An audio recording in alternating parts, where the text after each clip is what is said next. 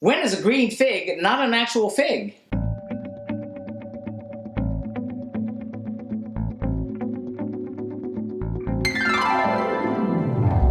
And welcome back to Cliffieland. This is week in country number 145 on our second attempt of cooking the food of every single country in the world. And tonight we're up to the nation of St. Lucia. St. Lucia, an island nation located in the eastern Caribbean, just a little bit north of Trinidad and Tobago, is the second in this parade of saint/island nations after cooking St. Kitts and Nevis last week. But St. Lucia is a beautiful country known for its volcanic soil, its gorgeous Twin Piton Mountains, which you can actually see graphically on the flag, its wonderful beaches, its thriving tourist trade, and if you ask me, it's scrumptious food. Its cuisine is a direct result of its history, which I suggest you look up, meaning it is a combination of the British, French, and Indian traditions with lots of great flavors mixed in, using indigenous as well as imported ingredients such as tangerines and oranges and cassava and callaloo and breadfruit and the imported item of saltfish, which is a favorite of island nations everywhere. Now, that's the same ingredient that we used last week for St. Kitts and Nevis, and spoiler alert, we're doing another one tonight. There's so many great dishes to pick from, so we had this problem last time. So let's see how things went when we tried things 4 years ago.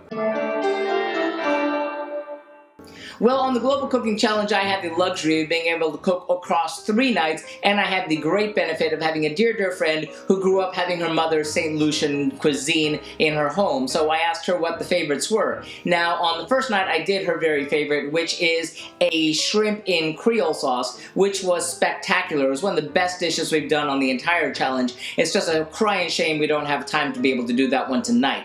Now, we served that with some plantain chips, which I fried in the deep fryer, which I had then, but I don't have now. But we're not doing that, even though we are doing the fried plantains on the side for tonight's dish, but that's really not part of this. Now, the second night was a huge fail. If you read the blog, you'll see that the previous week I made the massive mistake of not knowing when a breadfruit was green and not yet ripe and messed that up. I fixed that last time on the videos when I used a frozen breadfruit since the fresh wasn't available. This time I had cooked a roasted breadfruit, and again I did not know when it was ripe, and I used a green one, and that was a huge disaster.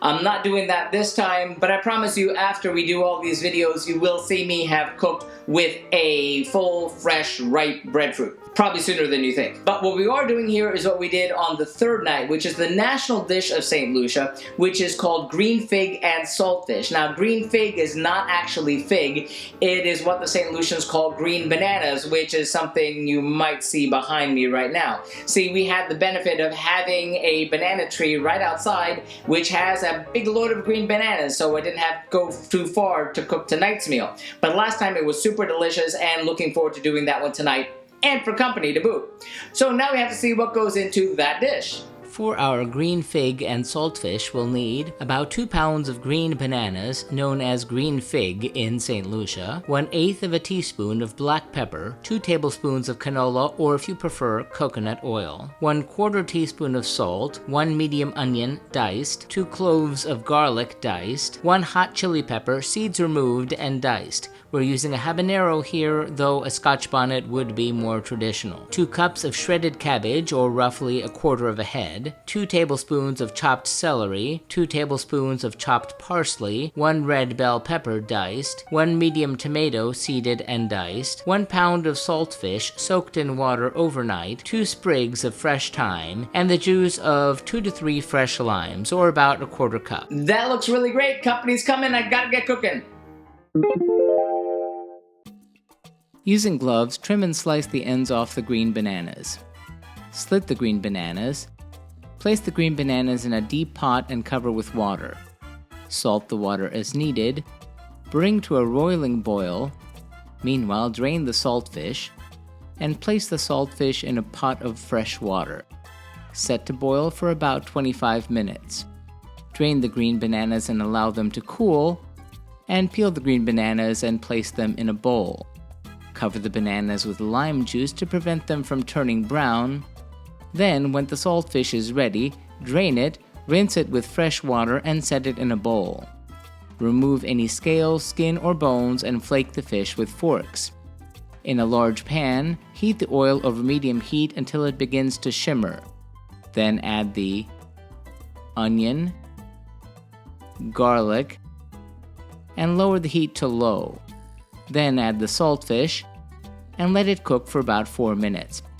Then add the hot chili pepper, celery, black pepper, and thyme, and saute for 3 minutes. Add the shredded cabbage and stir. Cut the green bananas into 1-inch pieces and add the green bananas to the pot. Sprinkle in the salt, raise the heat to medium and mix well, and let cook for another 4 minutes. Then add the diced red bell pepper, diced tomato, and parsley. Stir, cover the pot, and turn off the heat. Taste and adjust seasonings before serving as needed, and serve warm with plantain chips if desired.